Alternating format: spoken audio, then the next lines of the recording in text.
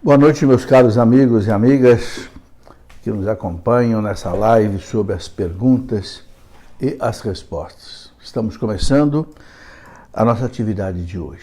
Em nome do Pai, e do Filho e do Espírito Santo. Amém.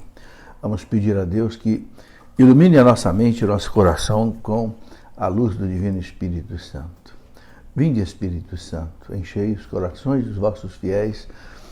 Acendei em cada um de nós o fogo do vosso amor. Enviai, Senhor, o teu Santo Espírito, e tudo será criado e renovareis a face da terra.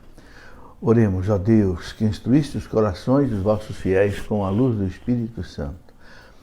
Fazei, Senhor, que apreciemos retamente todas as coisas, segundo o mesmo Espírito, nesta noite, e gozamos sempre da sua consolação. Por Cristo nosso Senhor. Amém. Pai Santo, nós te pedimos por Jesus, enviai o Divino Espírito Santo a cada um de nós, para nós podermos compreender, Senhor, a tua santa vontade. Ave Maria, cheia de graça, o Senhor é convosco. Bendita sois vós entre as mulheres, e bendito é o fruto do vosso ventre, Jesus. Santa Maria, Mãe de Deus, rogai por nós, pecadores, agora e na hora de nossa morte. Amém. Glória ao Pai, ao Filho e ao Espírito Santo, como era no princípio, agora e sempre. Amém. Em nome do Pai, do Filho, do Espírito Santo. Amém. Muito boa noite, meus caros amigos e amigas. Uma alegria nos reunirmos mais uma vez. Gostaria de começar lembrando que hoje nós temos duas datas importantes. Primeira delas, primeira data importante é a festa litúrgica de São Jerônimo. São Jerônimo foi um grande santo da igreja, doutor da igreja. Lá por volta do ano 340, o Papa Dámaso pediu que ele fosse para a Terra Santa e traduzir a Bíblia do grego e do latim, e do grego e do hebraico para o latim. Porque não havia uma boa tradução em latim.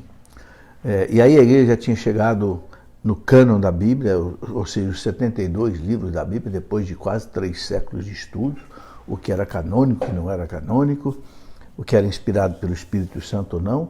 Depois a igreja fechou o cânon, o índice da Bíblia, então o Papa pediu a São Jerônimo que fizesse. E São Jerônimo era uma potência intelectual, era uma enciclopédia. Ele sabia o grego, sabia o hebraico, era romano, portanto sabia o latim, E era um homem assim de fogo, Dizem que era difícil conviver com ele porque ele era realmente muito assim exaltado, mas santo, doutor da igreja. E hoje nós celebramos também o dia da morte de Santa Teresinha do Menino Jesus. A igreja colocou a festa em seguida, porque hoje, festa de São Jerônimo, para não ficar os dois no mesmo dia. As duas festas, mas amanhã a igreja celebra com alegria a festa de Santa Teresinha do Menino Jesus. A grande santa doutora da igreja também. Muito bem. Suplicando a intercessão deles, tanto de Santa Teresinha quanto de São Jerônimo, vamos então aqui começar a responder as perguntas que já chegaram a nós. Perguntas que chegaram pelo YouTube. Depois vamos conversar um pouco também sobre as perguntas que chegaram pelo Facebook, ok? Pelo YouTube, Luiz Monteiro. Professor, Sansão existiu? Se sim, como entender a sua história? O Luiz, a igreja diz que Sansão existiu. Está bem caracterizado na história, um filisteu. Agora, é claro que a história toda contada desse jeito é o chamado Midrash. O que é o chamado Midrash? É um gênero literário que o hebreu usava para enfatizar a glória de Deus, enfatizar a grandeza de um personagem. Nós não somos obrigados a acreditar 100% naquela história que Sansão, já cego, empurrou 2 colunas e derrubou todo um prédio em cima dos filisteus e todos morreram ali. Esses detalhes a gente não é obrigado a acreditar. Quem quiser, acredite. Não há prova histórica, não há prova científica, a não ser o que está narrado ali. Agora, veja bem, para Deus tudo é possível. Então também nós não podemos dizer que não foi verdade. Então a igreja deixa assim a questão meio aberta, ao livre uso da fé. O importante é o ensinamento religioso que vem de tudo isso. Saber penetrar em toda essa história e tirar o que é ensinamento de Deus. Sansão, ele foi amado por Deus, privilegiado por Deus para vencer os filisteus. Ele vencia os filisteus, mas infelizmente caiu no pecado. O pecado de casar, né, com Dalila, que era uma mulher que não era judia, o que, né, a lei de Moisés proibia. E acabou, né, cedendo aos caprichos dela, revelou o segredo que era, né, a sua consagração, e o seu cabelo era um sinal dessa consagração. Veja a importância dos sinais, né? O sinal espelha aquilo que está por dentro, né? Torna visível aquilo que é invisível. Como Sansão, né, prevaricou ao cair nessa, vamos chamar, uma idolatria, né? Acabou que aconteceu com ele ser preso, ser vencido, que perdeu toda a sua força, mas depois ele se recuperou. Veja o que o livro quer mostrar. Quando a pessoa se arrepende, muda, né, Deus socorre a pessoa. Não deixa de corrigi-lo. Sansão ficou cego, seus olhos foram vazados pelos filisteus, mas no fim ele vence porque derrubou toda aquela construção em cima dos filisteus, morrendo junto, né? Então foi uma forma assim de recuperação, de resgate, claro, na cultura do Antigo Testamento. Hoje, claro, essa interpretação, né, seria diferente no Novo Testamento. E assim são todos os outros livros da Bíblia, né? Tem que ser analisados buscando principalmente, né, aquilo que é verdade religiosa. Ela vem encapada, né? Eu costumo dizer que a Bíblia, né, é assim, né? Ela vem a verdade divina vem envelopada. A comparação que eu faço é o seguinte: você compra um remédio na farmácia, por exemplo, um remédio líquido. Esse remédio vem dentro de um vidro, de um frasco. E o frasco vem dentro de uma caixa. E a caixa vem dentro, normalmente, de um saco plástico. Não é isso que o farmacêutico te entrega. Ora, não interessa o saco plástico, não interessa a caixa e não interessa o vidro. O que interessa é o remédio. Então a Bíblia é assim. Ela traz uma verdade religiosa escondida, envelopada numa literatura humana, tal. Nós temos que saber jogar fora o que é periférico e ficar com a verdade religiosa. É isso que a igreja sabe fazer. A igreja recebeu o dom da infalibilidade para interpretar a palavra de Deus. O documento Dei Verbum do Concílio Vaticano II, número 10, diz assim: o ofício de interpretar sem erro a palavra de Deus cabe exclusivamente ao magistério da igreja. Ou seja, o Papa e os bispos. Porque Cristo disse para os apóstolos, Lucas 10,16, quem vos ouve, a mim ouve. Quem vos rejeita, a mim rejeita. Quem me rejeita, rejeita aquele que me enviou. E na Santa Ceia, Jesus diz para eles, né, eu ainda tenho muitas coisas para dizer para vocês, mas vocês não podem entender agora. Quando vier o Paráclito, o Espírito da Verdade, ensinar-vos-á toda a verdade. Essa promessa de Jesus, esse versículo João 16:13, garante, né, que a igreja, quando interpreta segundo a verdade. Ensinar-vos-á toda a verdade. Palavra de Cristo, promessa do Senhor.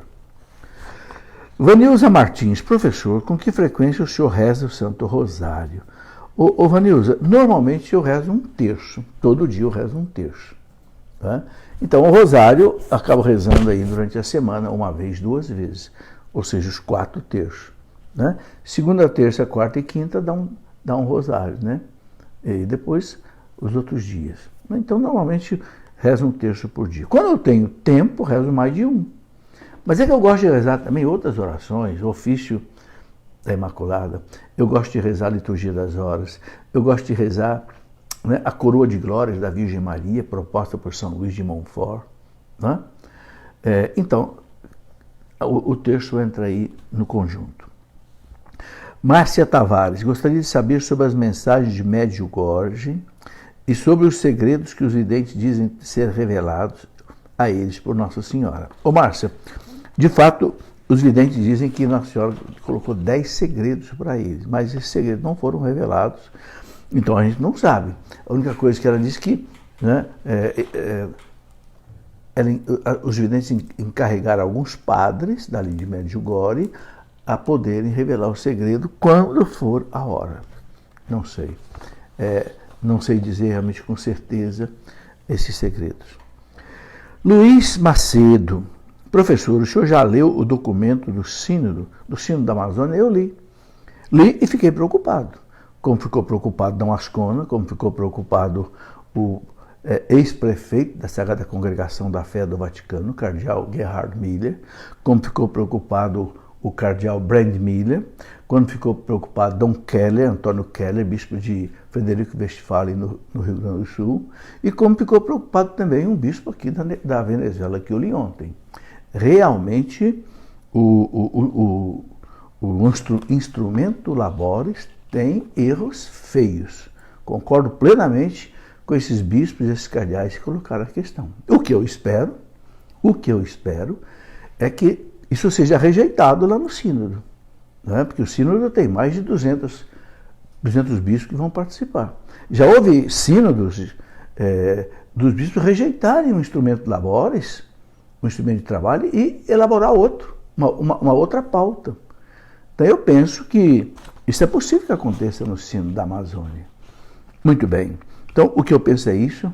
Rezo para que os bispos rejeitem esses erros, essa questão de sincretismo, de teologia indígena, de, não sei, outras coisas mais, né? Espíritos da floresta serem cultivados, essas coisas horrorosas, isso aí parece um sincretismo religioso que não cabe na fé católica. Socorrita Carvalho, ecumenismo é unidade com Jesus Cristo. Não, o Socorrita, ecumenismo, quer dizer, define como união dos cristãos.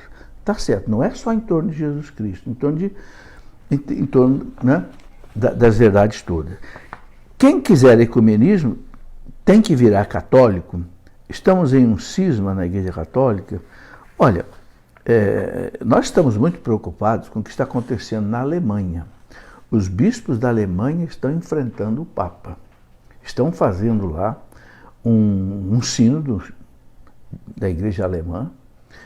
E o Papa já manifestou que não concorda com as coisas que eles querem colocar nesse sínodo, e eles reiteraram que vão fazer essa reunião. Ora, é uma coisa que é preocupante. É um possível sínodo que aconteça por parte dos bispos da Alemanha. Agora, se vai acontecer, não sei, nós temos que rezar. Né? Sobre o ecumenismo, a gente tem que virar católico? Não, o ecumenismo é exatamente unir católicos e outros cristãos que não são católicos. O ecumenismo é feito com quem? Com os ortodoxos, que são cristãos, com os protestantes, que são cristãos, com os anglicanos, que são cristãos. E outros cristãos que se separaram, lá no começo da história da igreja, com os católicos. Então, essa união cristã, que a gente chama de ecumenismo, né? Diferente do diálogo religioso, que é o diálogo com religiões não cristãs, o budismo, o islamismo, o judaísmo, etc. Ok? Antônio Machuca, 2 pontos. Professor Felipe, gostaria de saber quanto ao afastamento ou renúncia do Papa Bento XVI. As declarações do Papa Francisco, bom, já é uma outra coisa. Com relação à renúncia do Papa Bento XVI, Antônio, o Papa deixou bem claro. Ele sentiu que não tinha mais condição física de conduzir a igreja. E é perfeitamente compreensível. Ele já estava lá no mais de 85 anos de idade. Como é que um homem já, nessa idade... Eu fico admirado de ver o Papa Francisco, com 83, 84 anos, está num vigor danado, mas não é todo mundo que tem esse vigor. O Papa Bento sentiu que ele não tinha mais condições. E as atividades do Papa são imensas, diariamente. E o Código de Direito Canônico permite que o Papa renuncie. Não é o primeiro que renunciou na história da Igreja, não. Tivemos 3, 4 papas que antes dele renunciaram. E o Papa Francisco já falou que se um dia ele chegar num ponto que ele não tem a condição, ele vai renunciar também. Então não tem nada de errado na renúncia do Papa Bento XVI. Aí continua Antônio dizendo, as declarações do Papa Francisco criticando o governo Bolsonaro com acusações infundadas. Antônio, eu não sei bem quais são essas críticas que que o Papa fez diretamente ao governo do Bolsonaro. Não sei dizer exatamente quais são essas críticas. Eu acho que aí são dois chefes de Estado que têm que se respeitar mutuamente. Não creio que o Papa tenha feito críticas assim com relação ao governo. Ele pode ter feito alguma observação, sugerir alguma coisa. Isso o Papa pode e deve fazer, né? Ele só acredita nas mensagens dos petistas, diz aqui o Antônio, com relação ao Papa. Faz elogio ao Lula. Será que o Francisco é tão mal informado assim? Veja, eu li a resposta que o Papa deu para a carta que o Lula mandou para ele. O Lula mandou uma carta para o Papa e o Papa respondeu. A carta do Papa, o Papa não faz nenhum elogio ao Lula, não. O que eu vi na carta que o Papa respondeu ao Lula, que o Papa deseja a ele paz, alegria, tranquilidade. Claro, isso o Papa vai desejar a todo mundo. Mas não viu o Papa fazer um elogio, olha, parabéns pelo governo que você fez. Jamais. Com tanta corrupção que houve no governo do Lula, não, é inimaginável que o Papa pudesse fazer um elogio a ele.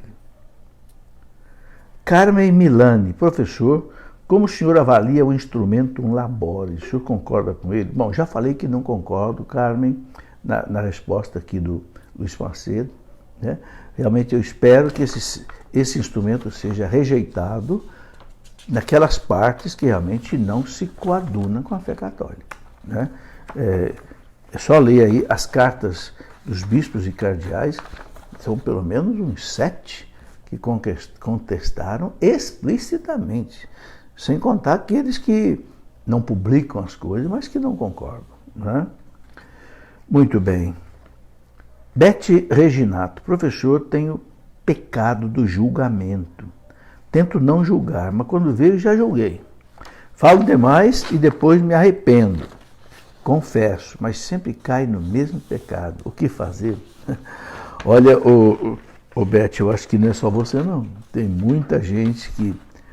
nós todos temos esse pecado de julgar, criticar. Há pessoas que têm um senso crítico mais aguçado. Então, critica mais. Outros têm, mas são mais tranquilos, são mais sossegados, então aí criticam menos.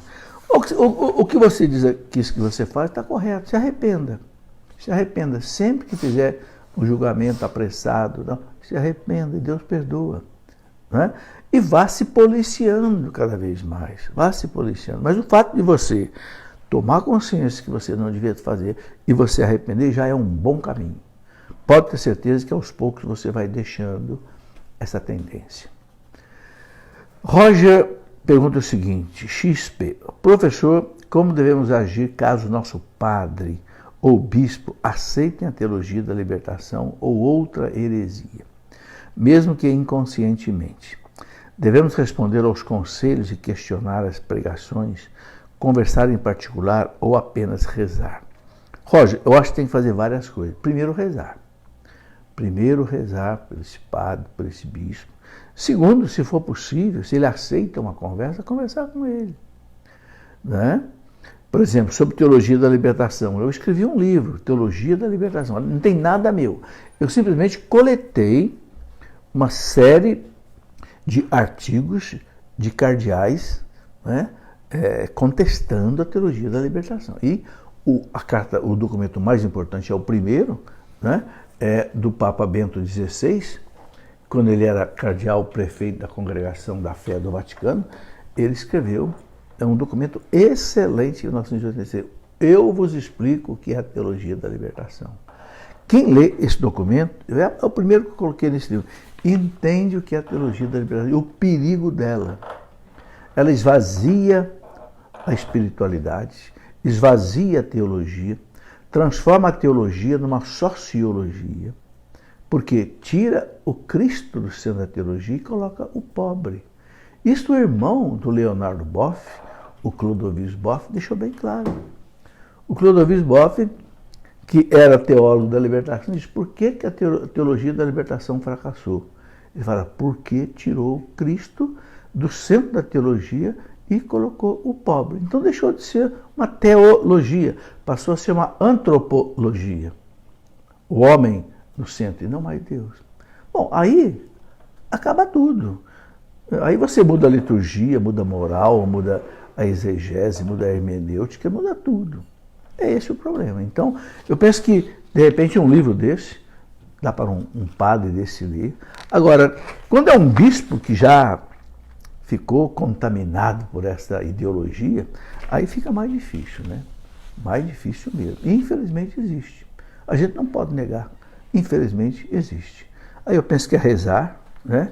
E, não sei, e na medida do possível, conversar, dar algum livro para ler, né? Sobre, acho que essa é alguma coisa que se possa fazer. Professor, pergunta da Gerlane Bezerra. Professor, gostaria de saber o que Jesus quis dizer quando ele diz assim: deixe que seus mortos enterrem os mortos. Ô Gerlane, é um provérbio. Não pode ser interpretado ao pé da letra. Morto não vai enterrar morto, né? O que Jesus quer dizer é o seguinte: você que está ativo na religião, você que está participando das pastorais, está participando, não sei, dos encontros e tal, deixa lá atrás quem não está. Ou seja, não deixe de participar das coisas da igreja, no seu apostolado, porque outras pessoas que não querem fazer esse trabalho possam querer segurar você. Ah, fica aqui com a gente, vamos viajar com a gente, fica aqui nessa festa. Não. Se você tem um compromisso com a igreja, vá cumprir o compromisso da igreja. É isso. Deixa que os mortos enterrem os mortos. Deixa que eles que não querem fazer o trabalho da igreja, então fique lá, né, se alegrando entre eles. Você vai fazer o trabalho da igreja. É isso. Você vai viver segundo a vontade de Deus. Certo? Daniel Pedrosa, onde encontro os livros apócrifos? Ô Daniel, tem muitos livros apócrifos que estão aí na livraria. Eu sei que a editora Paulus tem, a Paulinas tem, né? Eu já mostrei aqui semana passada, tem uma comunidade lá de Fortaleza, né, que tinha um padre, Padre Caetano, que morreu já, era um especialista em Bíblia. Ele escreveu, né, vários livros, né, com todos os apócrifos. E são muita coisa, né? Os apócrifos é uma quantidade...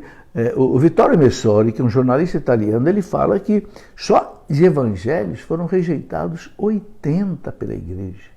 Veja a importância da igreja. Ele deixou só 4. Mateus, Marcos, Lucas e João. Atos tinham 7, só ficou 1. Os Atos Apóstolos de São Lucas. Apocalipse tinham 3, 4. Eu tenho um livro aqui, a Sagrada Escritura, volume 2, da Escola da Fé. Nesse livro aqui eu coloco a relação dos apócrifos, né? E que você pode encontrar. Na minha relação aqui, que é uma relação provisória, eu coloquei pelo menos uns 30 do Antigo Testamento e uns 30 do Novo Testamento. Isso mostra, gente, a importância que teve a igreja que montou a Bíblia. Ok? Se não fosse a Igreja Católica, Apostólica Romana, nós não teríamos a Bíblia. Ou teríamos uma Bíblia falsa. A igreja, com a inspiração que o Espírito Santo deu a ela, o Espírito Santo ensinar-vos-á toda a verdade. Lá nos 3 primeiros séculos, a igreja foi depurando o que era canônico e o que não era canônico. E veja que coisa bonita. Esta Bíblia os protestantes seguem. Ora, então eles aceitaram o trabalho que a igreja fez. É verdade que eles retiraram 6 livros, não é? O Novo Testamento é igual para nós e eles. Os 27 livros do Novo Testamento nós temos, os protestantes também têm. Mas no Antigo Testamento eles têm 6 a menos. Nós temos 47, eles têm só 39. Né? 46, eles têm 39, porque retiraram aí alguns livros. Mas não tiveram a coragem de reintroduzir nenhum livro que a igreja tirou. Aí você vê a importância da Igreja Católica. Eu digo, sem medo de errar, quem não acredita na infalibilidade da igreja não devia ter a Bíblia como palavra de Deus, inspirada pelo Espírito Santo. Porque foi a igreja quem montou.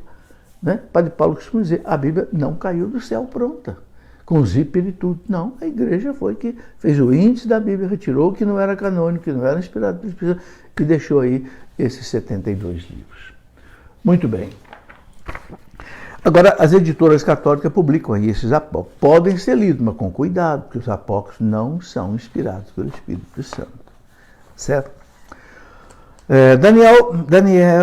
João Nascimento, o sinal da cruz pode ser feito com a mão esquerda? Ô João, eu nunca vi nada que proíba fazer o sinal da cruz com a mão esquerda. Eu acho que a pessoa que é canhota pode fazer perfeitamente. Acontece que a direita, a maioria das pessoas são destras, então ficou mais o costume, né, de fazer com a mão direita. Flávio Amaral, professor Felipe Aquino, sinto-me privilegiado de poder lhe acompanhar, admiro muito seu trabalho, tenho um objetivo na minha vida, é o de poder comungar, e para isso estou me preparando na catequese para adultos. Permita-me fazer uma pergunta, até que ponto é permitido uma pessoa solteira comungar? Ô Flávio, eu não entendi bem a sua pergunta. Até que ponto é permitido uma pessoa solteira comungar? A pessoa solteira comungar é uma pessoa que, se é solteira, vive na castidade, foi batizada, né? Fez a primeira comunhão e vive sem pecado. Pronto. Aí a pessoa pode comungar. Entendeu? Basicamente, o que você pergunta é isso. Paulo Gutenberg, professor Felipe, o senhor poderia falar um pouco sobre os irmãos de Jesus? Sabemos que Maria não teve outro filho além de Jesus, mas os irmãos protestantes batem sempre nessa tecla. Olha, Santo Agostinho, que nasceu lá em 340, mais ou menos, morreu em 430, Santo Agostinho já dizia, Nossa Senhora não teve outros filhos. Quem são os irmãos de Jesus? Santo Agostinho fala, eram parentes, porque o hebraico usava a palavra irmãos para os parentes. Né? Então, a citação lá em que Abraão chama Ló de irmão. Irmão, você vai por aqui que eu vou por lá. Ora, ele não eram irmãos, Ló era sobrinho de Abraão. Os nossos irmãos protestantes chamam todos de irmãos. O irmão, o irmão, o irmão, não é assim? E não são irmãos de sangue. Então, é isto. A prova de que Jesus não teve outros irmãos é clara. Você nunca vai encontrar nos 4 evangelhos uma expressão, fulano, filho de Maria, a não ser Jesus. As únicas vezes que aparece essa expressão, filho de Maria, é com relação a Jesus. Depois, lá na cruz, aos pés da cruz, estava Maria e João. Jesus entrega Maria para que João cuidasse dela. Ora, se Jesus tivesse mais irmãos de sangue, jamais um judeu faria isso. Entregou a Maria. Por quê? O Evangelho não narra a presença de irmãos de Jesus ali. Não, narra só as mulheres e João. Outra coisa, quando Jesus era menino, ia a Jerusalém com os pais, por que só fala de Jesus? Perderam Jesus no templo e os outros, se tivesse outros irmãos, cadê esses outros irmãos? Entende? Então, a igreja, nos seus estudos profundos, não tem dúvida. Maria é virgem antes do parto de Santo Agostinho, virgem durante o parto, não perdeu a sua virgindade, e virgem depois do parto, de Santo Agostinho, lá no século IV. Muito bem. Vamos aqui a pergunta do Cid Clay Pereira. Professor, eu tenho 41 anos e graças a Deus eu abri o coração para Jesus. Ok. Estou fazendo crisma e não sou casado na igreja. Ainda estou me preparando para casar em janeiro. Se eu morrer antes de casar, Deus pode me perdoar? Ô Cid Clay, você não vai morrer não. Prepare logo, se case logo em janeiro. Janeiro já está chegando aí. Você não pode ser crismado antes de casar na igreja. Porque eu estou entendendo aqui que você já vive uma vida conjugal com uma mulher sem ser casado na igreja. Então, você não pode ser crismado assim. Então, você precisa se confessar, ela também, casarem na igreja, aí você pode ser crismado. Ok? Mas, veja bem, você fala, se eu morrer antes, olha, se você está arrependido, né, do que você possa ter feito de errado aí, de viver uma vida conjugal sem matrimônio, até que ponto, tem que ver até que ponto você tinha consciência disso. Claro, quando a gente está arrependido do mal que a gente fez, claro que Deus nos perdoa. Mas vai em frente, fica tranquilo, faz aí o teu casamento e depois receba a crisma, que Deus te abençoe. Alexandre Kriegner, mesmo que nos confessemos regularmente e estejamos em estado de graça. Se nos lembrarmos de um pecado mortal não confessado cometido no passado, perdemos o estado de graça? Não. Não por quê, Alexandre? Porque a igreja ensina que tudo que você confessou na confissão, e mesmo os pecados que você não confessou, sem má fé, sem querer esconder, fica perdoado. Ok? Aí você diz aqui, sei que é preciso confessá-los na primeira oportunidade, mas posso comungar enquanto isso não ocorre? Pode comungar, ok? É bom mesmo confessar. Eu também, quando eu lembro alguma coisa lá do meu passado, que eu digo, nossa, eu acho que eu não confessei isso, eu vou, na próxima confissão eu confesso. Às vezes pecado da minha infância, da minha juventude, eu conto para o padre, ó padre, eu sei que eu já estou perdoado daquele pecado lá, porque eu não escondi do padre por má fé, mas eu quero uma absolvição também para isso. Isso é bom mesmo, tá certo? Mas fique tranquilo, você pode comungar sim. Fátima Duarte, a pessoa que não tem o sacramento do matrimônio pode ser ministro extraordinário da Sagrada Eucaristia?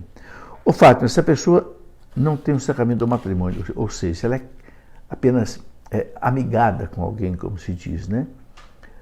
Vive conjugalmente com alguém, mas não recebeu o sacramento do matrimônio, não é coerente que essa pessoa seja ministro da Eucaristia. Porque o ministro da Eucaristia, veja bem, se ele vai distribuir a Eucaristia para os outros, ele tem que viver o estado de graça. E está vivendo de acordo com a lei de Cristo. Então, arrume a sua vida primeiro. Depois, possa ser ministro da Eucaristia para frente. Tudo uma questão de respeito às coisas de Deus, coerência com as coisas de Deus, né? Não é discriminação, não é nada, é questão de coerência mesmo, né? Leonete Braga, senhor Felipe, tenho muitas dúvidas que as pessoas estão dizendo que acontecerá os 3 dias de escuridão. Ô Leonete, a igreja não confirma isso, ok? Isto é verdade, o mundo está diante de muitos extraterrestres, também não acreditam nisso de jeito nenhum. Olha, eu sou físico, trabalhei com muitos físicos, né? No ITA, aqui em São José dos Campos, onde eu fiz meu doutorado, não há nenhuma prova concreta da existência de extraterrestres. Não acredite nisso, não. Né? Essa ufologia que está aí está muito exagerada, não tem prova científica, entende? E os físicos acham, na verdade, os bons físicos acham, na verdade, que dificilmente nós vamos encontrar um extraterrestre. Porque se eles existem nessas estrelas que ficam a milhões de anos-luz daqui da Terra, meu Deus do céu, para chegar aqui seria uma eternidade. Bom, mas não tem nenhuma comprovação sobre isso. Tudo está colocado no YouTube, estão colocando pavor no povo, não sabemos em que acreditar. Bom, eu não acredito em extraterrestre, só o dia que a ciência séria provar que ele existe. E também não vou ficar preocupado com esses 3 dias de treva, não.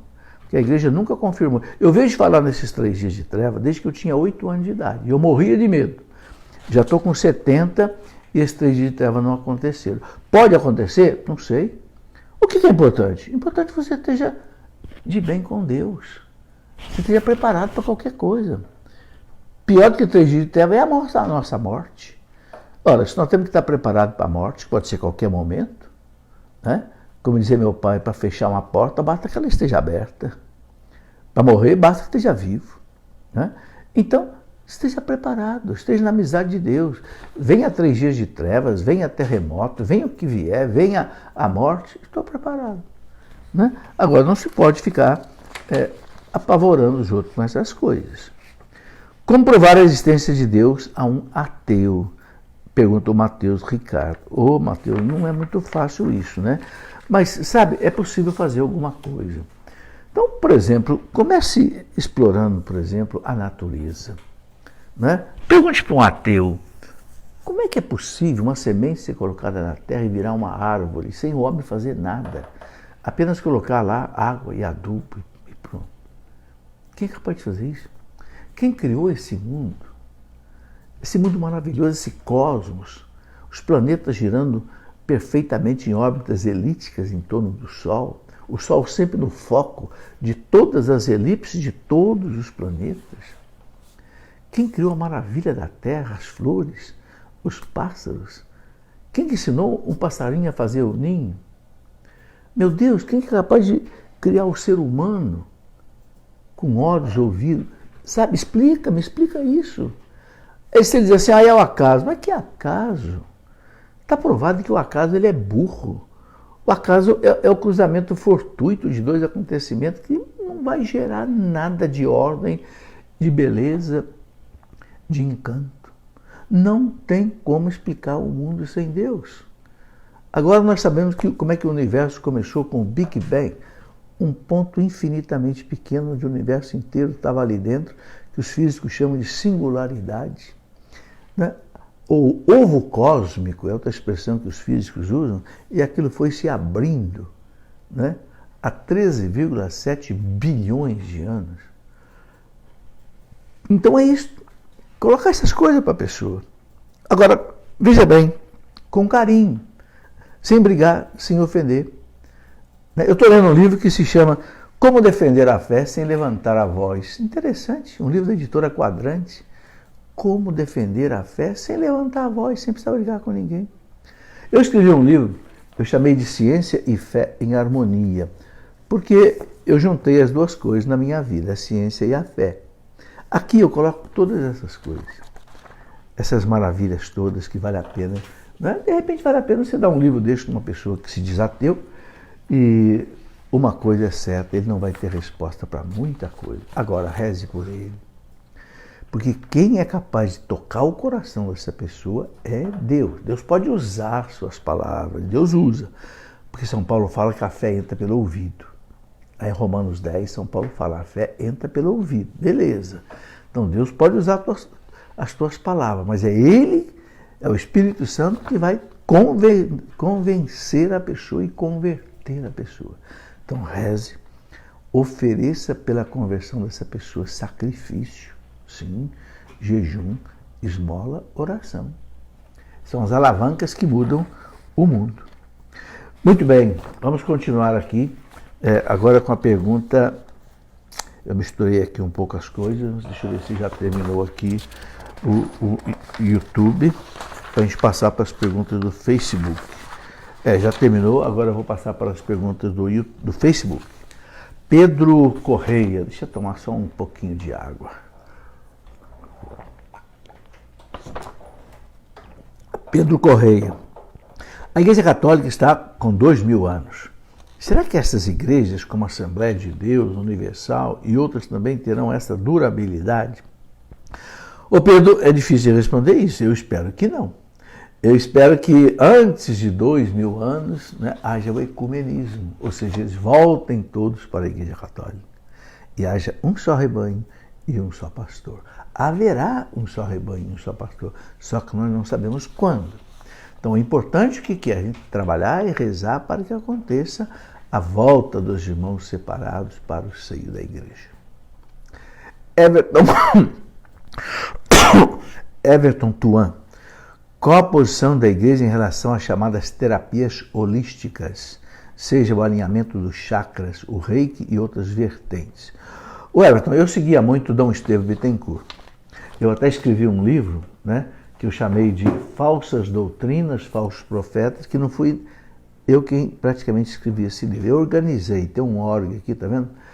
Dom Estevão Bittencourt escrevia na revista dele, Pergunte e Responderemos, sobre todas essas coisas. Né? E Dom Estevão Bittencourt é um monge beneditino, teólogo famosíssimo, entendedor de hebraico, grego, né? Ele condenava essas terapias holísticas, condenava esses alinhamentos de chakras dentro de um esoterismo e condenava também o reiki. Está aqui no livro Falsa Doutrina, tem uma matéria do Dom Estevão aí, que ele dizendo que não se coaduna com a fé católica. Então, o que eu posso dizer a você é isso. Se quiser aprofundar mais esse livro, né, Falsa Doutrina, Falsos Profetas, tem aqui mais de 100 dessas coisas, seitas, religiões, etc., que a fé não bate com a da igreja, entende? Então nós não podemos viver essas crenças. Edna Thelma, como está a sua voz? Eu acho que melhorou, não é, Thelma? Está ouvindo aí? Eu acho que melhorou. A saúde está bem, né? Com 70 anos a gente já tem um pouco de dor, né? Mas está bem, graças a Deus. Yuri Carvalho, professor Felipe Aquino, o pudor hoje não está em alta. Creio que concorda. Concordo, Yuri. Concordo, sim. Há muita falta de pudor hoje. Na Bíblia, em Mateus 5, 27 e 28, diz que todo aquele que lançar um olhar de cobiça para uma mulher já adulterou com ela no seu coração. Gostaria de saber se quando olhamos para as partes mais sensuais das mulheres, estamos cobiçando. Se sim, é pecado grave. Ô Yuri, se você olha de repente assim e desvia o olhar, não é pecado, porque o sentir não é pecado, agora o consentir é pecado. Se você fica se deleitando numa mulher mal vestida, e aí começa a ter mal, aí você pode estar entrando, aí você caiu na imoralidade, aí caiu no pecado. Então, se você percebe alguma coisa, chama atenção, então você tira a atenção daquilo, entende? Então aí não é pecado, né? Eu acho que mais pecado é da pessoa que se vestiu mal. Okay? Agora, se ficar se deleitando naquilo, aí é diferente, aí pode ser pecado, né? Existe algum livro ou artigo que me ajude a me aprofundar no assunto? Eu sei que o Padre Paulo Ricardo tem vídeos dele falando sobre isso. Eu já vi um vídeo do Padre Paulo Ricardo falando da importância do pudor, né, na vida das pessoas. Carlos Antônio, na missa das crianças feita no domingo, pode-se eliminar a segunda leitura? Ô Carlos Antônio, o missal romano diz que na missa do domingo não se pode tirar nenhuma leitura. Ah, mas a missa é para criança. É criança, mas tem adultos também. Os pais vão levar as crianças. Então os adultos não podem ficar sem a liturgia completa. Ok? Então a norma é essa, que não se tire nada. Durante a semana é possível mudar, né? Mas no domingo não se deve mudar nenhuma leitura, nem salmo, nem nada. Fernando José, sei que a igreja orienta a escolher como padrinhos pessoas que estão vivendo a moral católica. Não é só vivendo a moral católica, é vivendo de acordo com a fé da igreja, o que está escrito no Código de Direito Canônico. Mas escolher pessoas que não a estão vivendo por falta de outra opção melhor é pecado, professor? Bom, Fernando, eu acho que aí, não sei, questão de coerência. Você está achando um padrinho, uma madrinha. Uma pessoa que vai ser exemplo para a criança, né? Eu acho ruim escolher uma pessoa que não esteja vivendo de acordo com a fé da igreja. Eu acho que, não sei se é questão de pecado ou não, porque até mesmo o pároco deveria até checar isso, né? Porque o pároco também é responsável por isso, né? Então, o melhor é não fazer.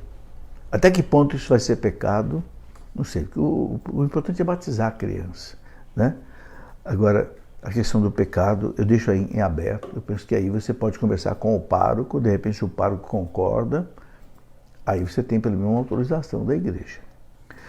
Iraí Maciel de Góes, gostaria de saber se os gestos que os fiéis fazem na hora da consagração do pão e do vinho, né, que se tornará o corpo e o sangue de Cristo, são permitidos ou são gestos que somente o sacerdote pode fazer? Veja, na consagração eu vejo gente que levanta a mão. Eu acho que não há problema nenhum. A pessoa está externando ali, com o seu corpo, uma forma de oração, né? Uma forma de louvor ao Senhor, naquele momento de consagração. Não vejo problema. Tá? Agora, a oração, você pergunta aqui, a oração por Cristo, com Cristo, em Cristo, aí todos estendem a mão em direção ao altar. O que o missal fala é que a oração tem que ser do padre. Se é o padre que faz a oração e a gente apenas levanta a mão, tal, também não vejo problema, sinceramente. Maria José Menezes, porque Jesus era noivo, tinha só 33 anos e nas fotos só aparece velho. Maria, não é que Jesus parece velho, não, é que Jesus tem barba. Muitas vezes aparece um rosto até já flagelado, né? Mas muitas fotos mostram Jesus novo também, né? Eu acho que não vejo problema, não. Maura de Barros, o senhor não acha que comunhão na mão cai fragmento no chão? Muitos comungam mal, não têm o devido cuidado com o corpo de Cristo. O Mauro, pode mesmo, de fato, cair fragmento no chão. Pode, se a pessoa não toma cuidado, pode acontecer. Agora, está autorizado pela igreja a comunhão na mão aqui no Brasil. Então a gente não pode dizer assim, está proibido. Não está proibido. Então o que você recomenda? As pessoas tomarem bastante cuidado. Receba a hóstia, né, fazendo com a mão assim um trono, recebe ali, pega e põe na boca e verifica se não ficou nada na mão. E não deixar cair no chão. Ok? Agora, quem quiser pode comungar na boca também, né? Também isso está autorizado. Também ninguém pode proibir. Tem documento claro do Vaticano dizendo que ninguém pode proibir a pessoa de comungar na boca e de comungar de joelhos se ela quiser. Está bem escrito isso nos documentos do Vaticano. Maria Regina Galtério, gostaria de saber mais sobre o sino da Amazônia. Ô Maria, eu já falei aqui um pouco, né, no começo. Vamos esperar acontecer. Infelizmente, o instrumento de trabalho tem erros graves, bem apontados aí pelos bispos, cardeais, até padres. Então agora é esperar que aconteça o sino e que seja rejeitado. Rosali Ascioli, oi professor, por que o protestantismo foi aceito como religião ao invés de uma heresia? Rosali, não é porque foi aceito como religião que não é uma heresia. Entendeu? Todas as religiões, para nós, que não são católicas, têm heresias. O islamismo para nós tem heresias, o budismo tem heresia, o protestantismo tem heresia, o anglicanismo tem heresia, entende? Então, o protestantismo é mais uma, ok? Helenita Lopes da Silva, por que essas imagens demoníacas, horríveis nas igrejas antigas, outros casos demonstrando sexualidade, estátuas obscenas, isso era real e qual a finalidade? Helenita, é o seguinte, na Idade Média se enfatizava muito o demônio, o pecado, as coisas horrorosas. Então, como as pessoas tinham pouca cultura para ler, não existia livro na Idade Média, né? A imprensa só foi descoberta em 1450, mais ou menos, por Gutenberg. Então, a igreja ela usava a catedral, as basílicas, como, né, como dizia Victor Hugo, uma Bíblia de pedra. E para mostrar o horror do demônio e a sua maldade, então a igreja fazia, principalmente do lado de fora, essas imagens horríveis que ficavam assim na boca de lobo, né? Onde saíam a água de chuva, por exemplo. A ideia era mostrar a ruindade, a maldade do demônio. Não queira ser assim. Entende? Inclusive outras cenas era para despertar na pessoa o horror pelo pecado. Tinha as coisas maravilhosas, as passagens bíblicas maravilhosas que se desenhava, que se, né, esculpia nas igrejas, nas portas, etc.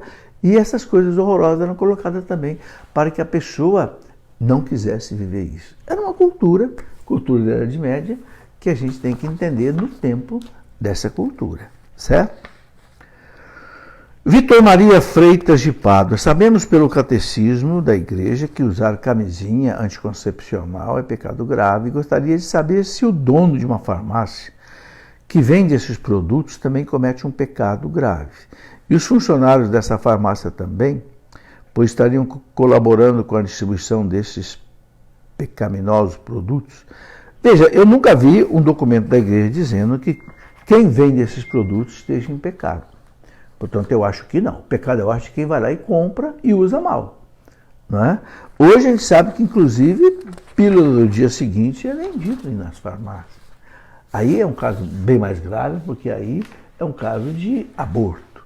Realmente um farmacêutico, um dono de farmácia católico, ele não deve vender pílula do dia seguinte, porque está documentado cientificamente que a pílula do dia seguinte é microabortiva. Então aí, realmente, o dono de uma farmácia católico não deveria vender isso daí. Bom, chegamos aqui ao final das perguntas do Facebook. Eu tenho mais aqui algumas perguntas que chegaram agora. Então, vamos lá, né? Já estamos aí quase uma hora de conversa. Paulo Henrique da Silva. Qual santo tem uma maior veneração na igreja? São José ou São João Batista? São João Batista, ou melhor, São José. Por quê?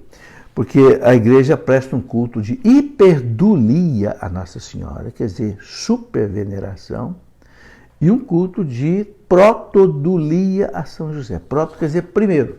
Então, abaixo de Nossa Senhora é São José. E aí vem todos os outros santos. Mas os santos não vão brigar por causa disso, não, pode ter certeza. Todos eles são muito amados pela igreja. Juan Lucas, professor, eu sofro de escrúpulos. Sabe se tem algum livro que possa me ajudar? Sei, Juan, o Catecismo da Igreja Católica. O Catecismo te ajuda a você entender corretamente o que é pecado, o que não é pecado, para você não ter escrúpulo, tá? O Catecismo da Igreja Católica. Vai lendo, especialmente a terceira parte do Catecismo, que é a parte de moral católica.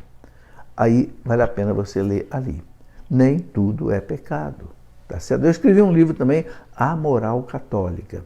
Esse livro também pode ajudar você a ter assim, um discernimento. Agora, quando você, é esse livro aqui, A Moral Católica.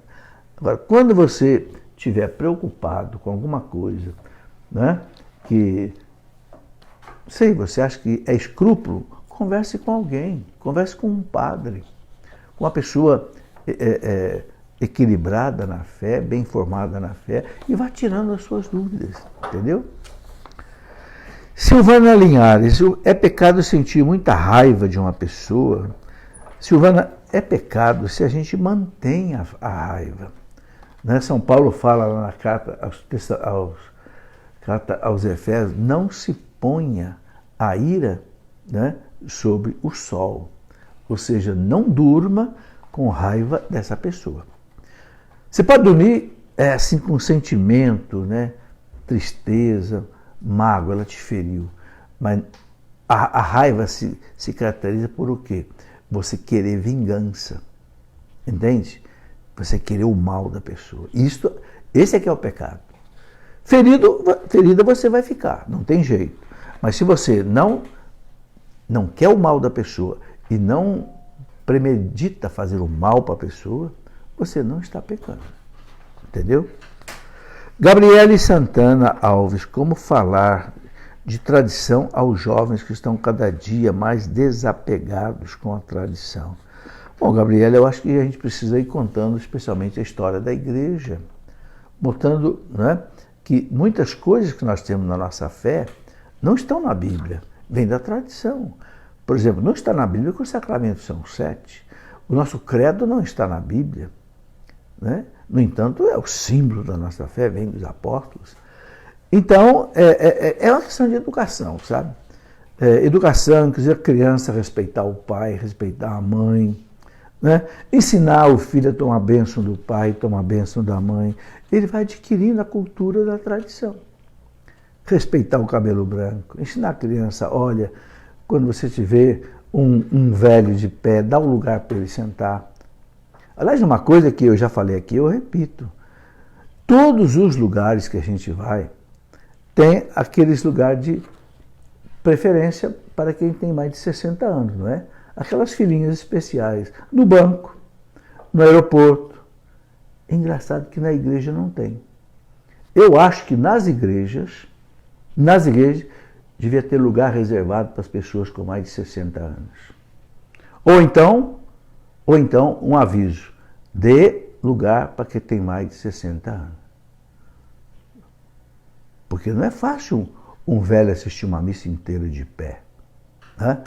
Então, se vale para o mundo esse respeito ao velho, por que na igreja não tem?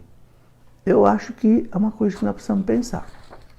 Luciano Luiz, Felipe Aquino, tem que pedir a Deus para tirar sua cegueira espiritual ou você não tem? Ele está falando de mim? Eu acho que eu não tenho cegueira espiritual, não. Sou batizado, sou crismado, vivo de acordo com o catecismo da igreja. Né? Não sinto cegueira espiritual nenhuma. Helenita Lopes da Silva, se ao confessar não se sentir satisfeito com o sacerdote, se procurar outro para a nova condição de imediato, é pecado? Não, não é pecado, Helenita, mas eu vou te falar uma coisa. Mesmo que você não esteja satisfeito, se ele é sacerdote de verdade e ele te deu a absolvição, fica tranquila. Porque o sacramento é ex opere operator. O que quer dizer essa expressão em latim? Se o ministro é ministro de verdade, é padre, e ele cumpriu o rito, acontece a graça. Por quê? Porque é Cristo que opera ali, através do sacerdote. Então não importa se esse sacerdote é mais bom ou menos bom ou melhor, se ele te deu a absolvição, fica tranquilo. Agora, se você quiser procurar outro, não vejo pecado, não. Nando dos Santos, professor, no Gênesis, o que eram os gigantes. Ô Nando, esses gigantes é meio fantasia. Dom Estevão Bittencourt dizia que esses gigantes não existiram. Era assim, uma lenda que existia ali, né? Era uma interpretação errada, que eles pensavam que eram assim, espécies de semideuses que eram gerados em mulheres, às vezes até com intervenção do demônio. Não é algo real, né? É algo que entrou ali na Bíblia, que não tem um fundamento assim, humano, claro. Aline Pereira, tenho uma pequena dificuldade. Me explique melhor sobre a oração da Eucaristia na hora da missa. Como devemos rezar naquele momento que o padre está dizendo sobre o corpo e o sangue de Jesus? Aline, naquela hora, a gente tem que acompanhar o sacerdote. Ele fala, isto é o meu corpo que é dado por vós. Naquela hora acontece a transubstanciação. E o padre levanta a hóstia por uns instantes para que a gente adore o Cristo, né? Ali é o momento do sacrifício do Cristo. Ali se torna presente a morte e ressurreição de Jesus sobre o altar. Então é o momento de você adorar, agradecer. Eu peço a Jesus, Jesus, perdoe os meus pecados, né? E faça com que essa graça da redenção atue agora na minha vida. Porque a igreja fala que o Calvário se torna presente ali para que a gente participe da redenção naquele momento. Então o que eu faço? Eu peço ao Senhor que tenha misericórdia de mim, dos meus pecados, que me converta cada vez mais. Pronto. E quando o padre consagra o vinho, né, levanta aquele cálice, eu digo, Senhor, por esse vinho purifica a minha alma, né? E aí você pode, se quiser, fazer algum pedido que você precisa para Jesus ali. A sua conversão de uma pessoa, conversão da família, né? Assim.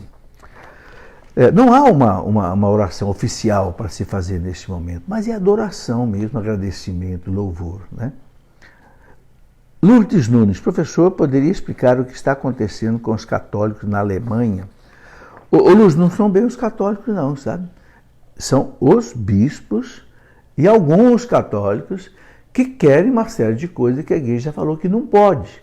Por exemplo, ordenação de mulher, querem o celibato, acabar com o celibato na igreja e outras coisas.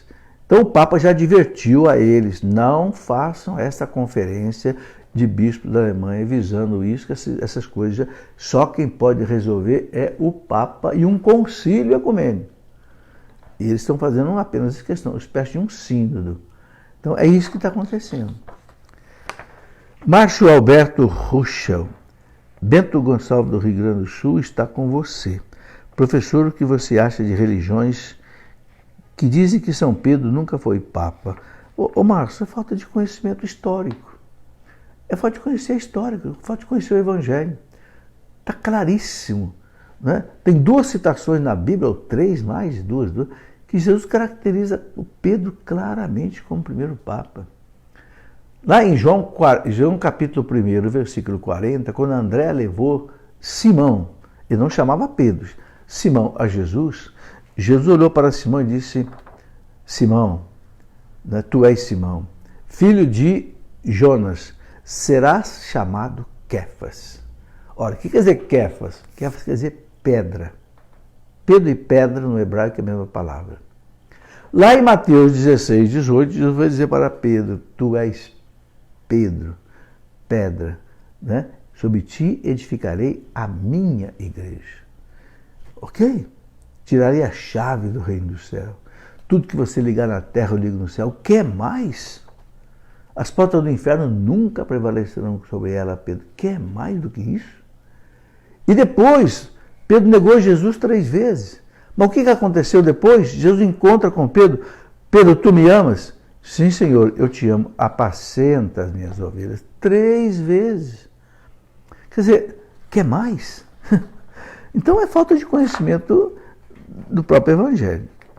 Lúcia Ribeiro, queria que me esclarecesse uma dúvida. Certa vez eu ouvi dizer que os bebês que são abortados propositalmente não se salvam, pois não recebem a graça do sacramento do batismo. Não creio que Deus agiria assim, pois Ele é misericordioso, mas confesso que fiquei intrigada com o comentário. Pode me dizer algo a respeito, por favor? Ô Lúcio, o Catecismo da Igreja Católica diz assim, que essas crianças, diante de Deus, elas vão ter uma chance de optar pelo batismo. É como se Deus dissesse, você não foi batizado. Mas se você pudesse ser batizado, você aceitaria o batismo. Sim, por isso que a igreja manda rezar para as crianças que morreram sem um batismo. Manda fazer as exéquias por ela, rezar. Agora, o catecismo diz uma coisa bonita, né? Na misericórdia de Deus há caminhos insondáveis. Então, a regra, o ordinário é, quem crer e for batizado será salvo. Mas e quem sem culpa, não foi batizado? Claro, Deus é justo. Deus não vai condenar ninguém que fez alguma coisa sem ter consciência ou sem ter condição. Então o catecismo até lembra aquela frase de Jesus, deixai vir a minhas criancinhas. O catecismo fala. Então, é ter essa convicção de que essas crianças vão se salvar. Marcos Arruda, professor, fala sobre a importância da obra História da Igreja de Daniel Hopes. Quer pegar ali para mim, Gabriela? Eu vou mostrar aqui apenas um volume desta obra, né, da História da Igreja, que está lá atrás. Gabriela foi pegar ali para mim. São 10 volumes. Olha, o Daniel Hopes, quem é Daniel Hopes? É um francês católico que morreu por volta de 1950 e pouco, que escreveu a maior história da igreja que nós conhecemos. 10 volumes. E é um ensinamento maravilhoso, maravilhoso. Né? Dom Estevão Bittencourt recomendava. Ele, né? Aqui, ó, vou mostrar aqui, a Gabriela trouxe 3 volumes aqui para você ver. Aqui, né, na minha mão, eu tenho o primeiro volume, né, a Igreja dos Apóstolos e dos Mártires, né? Agora, são volumes assim pesadíssimos, né? Cada um tem, por exemplo, esse daqui tem 600 páginas, né? O primeiro. Depois nós temos aqui, né, aqui ele é o segundo, a Igreja dos Templos Bárbaros, né? Esse aqui também tem aí cerca de 650 páginas e letra pequena, né? Aqui tem o último volume, o 10º. O 10º volume, esse daqui, ó, a Igreja das Revoluções, 3º volume. Que revoluções são essas? São as últimas revoluções que houve, né, que feriram muito a Igreja. Revolução Francesa, Revolução Espanhola, Revolução Mexicana, Revolução Russa, né? Então, Daniel Hopes, ele ganhou o prêmio da Academia Francesa de Letras. Ora, quem entende literatura sabe o peso que tem a Academia Francesa de Letras. E depois, ele se tornou membro da Academia Francesa de Letras. Então, eu não tenho dúvida que é a melhor coleção que existe da história da igreja. Eu uso ela, eu gravei um curso de história da igreja de 100 horas em CD, né? Basei muito aqui no Daniel Hopes e outros autores também, né? Essa coleção aqui, História da Igreja, são CDs, vem numa caixinha aqui, são CDs em que eu narro a história da igreja durante 2000 anos, são 100 horas de gravação. Eu gravei também um curso bíblico. Eu gostaria de mostrar, porque nós estamos no dia de São Jerônimo, também o curso bíblico, são 100 horas que eu gravei também em CD, explicando os 72 livros da Bíblia à luz de bons manuais que interpretam a Bíblia. Ivanete da Silva, quero saber por que os evangélicos, quando uma pessoa morre, eles dizem que estão dormindo em Cristo. Nossa igreja diz que nós, quando morremos, somos julgados imediatamente. Ivanete, ninguém está dormindo depois da morte. E uma missa de ontem? Na missa de ontem, Jesus contava aquela parábola do rico e do Lázaro. Os dois morreram. Estavam dormindo depois da morte? Não, não. O rico foi lá pedir para Abraão, pai Abraão, né? Molha pelo menos a minha língua aqui que eu estou nesse sofrimento. Pai Abraão, manda alguém lá para meus 5 irmãos que estão lá. O que Jesus quer dizer com isso? Né? A alma não morre. O que morre é o corpo. Então, essa crença dos irmãos evangélicos protestantes de que está todo mundo dormindo, não está ninguém dormindo, meus amigos. Existe o céu, o inferno e o purgatório. E está bem claro na carta aos Hebreus, Hebreus 9, 27. Parece que eles não sabem ler. Parece que não sabem ler. Hebreus 9, 27 está escrito assim: está determinado que cada um morra uma única vez e em seguida vem o julgamento. E em seguida vem o julgamento. Ora, será que a gente vai ser julgado dormindo? Sem poder se defender? Claro que não. Entende? Então não tem ninguém dormindo. Cuidado, isso é uma heresia. Edivaldo Cotrim, quantas vezes devemos confessar durante um ano? Edivaldo, quantas vezes for necessário. Mas é bom, sabe, não ficar mais de um mês sem se confessar. Porque senão a gente esquece os pecados.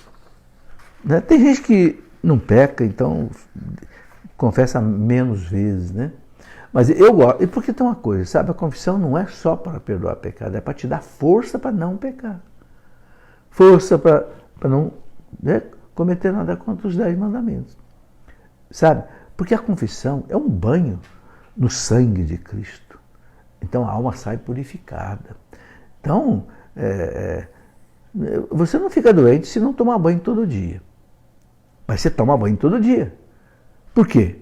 Porque é gostoso, né? Fica o corpo saudável, tira aquele pouco de suor. Na roça o povo toma banho no sábado. Eu me lembro disso mesmo, porque na roça não tinha chuveiro, não tinha nada, eu ficava tomando banho lá na bica, né? Na bica do Curió, que nem era lá na fazenda, no sítio que meu pai tinha, o empregado tomava banho no sábado. E não morria. Ah, mas é bom tomar banho todo dia, né? A confissão também. É bom a confissão. Os santos queriam confessar todos os dias. Sabe por quê? Porque quanto mais você é santo, mais você enxerga seus pecados. Quanto menos a gente é santo, menos a gente enxerga os nossos pecados. Marcelo Ávalo França. Boa noite, professor. Boa noite. Outro dia li uma carta que o senhor enviou para o padre, não me recordo o nome dele, mas foi ele quem compôs a letra do hino da campanha da Fraternidade 2020. Ele lhe respondeu de uma forma bem mal educada.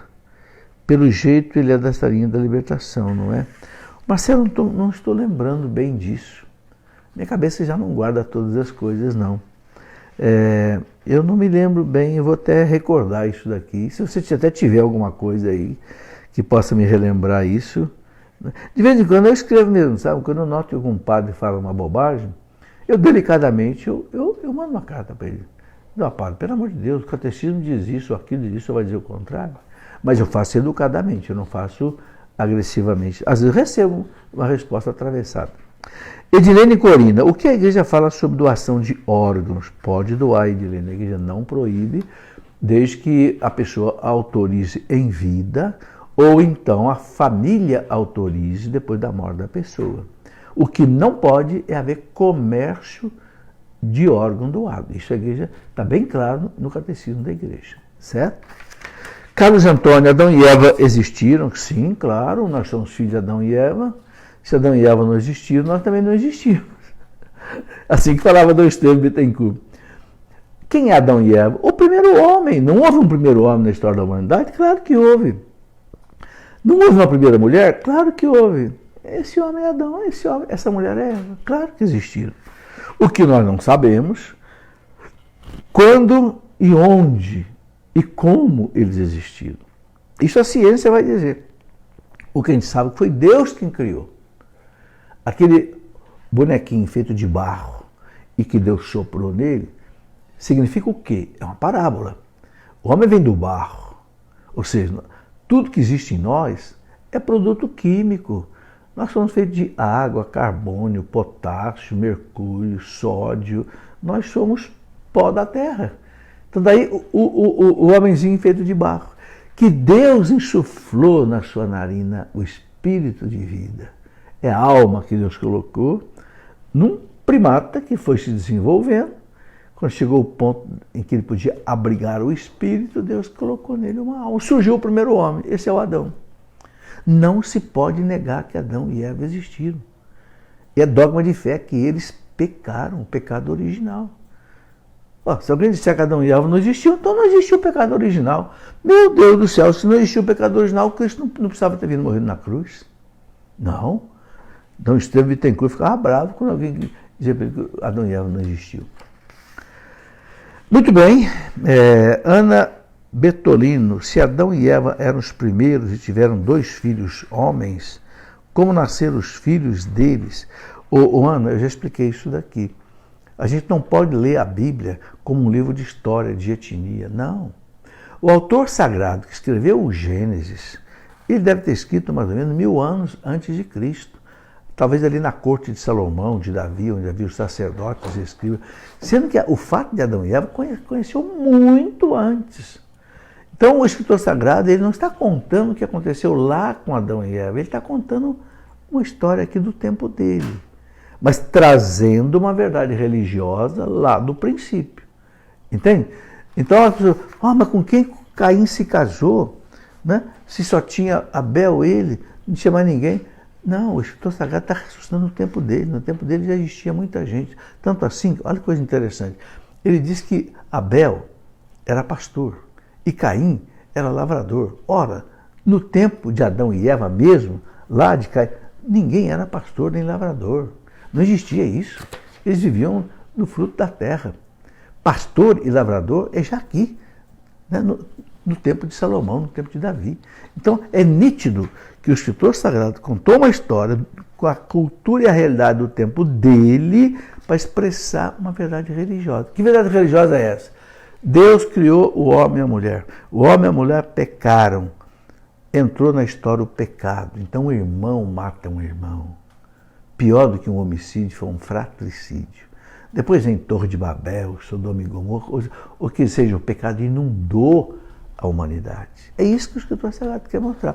Mas não fique preso, né, no texto, em termos assim de querer interpretar o pé da letra. Não, Deus não criou o mundo em 6 dias, não. Deus criou o mundo em 13,7 bilhões de anos. Muito bem, por hoje é só. Né? Olha, já passamos bem de 1 hora hoje, graças a Deus. Agradeço a vocês que me acompanharam até agora. Um grande abraço a todos. Tenham uma semana abençoada por Deus.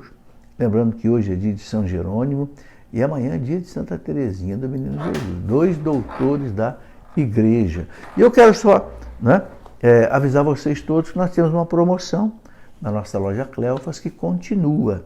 Né? É uma promoção que envolve 30% de todos os nossos livros, porque o mês de setembro é o mês, né, também de aniversário da nossa editora, tá certo? Só você entrar em loja.cleofas.com.br, né, é o caminho que você pode adquirir as nossas obras. Um grande abraço, fique com Deus.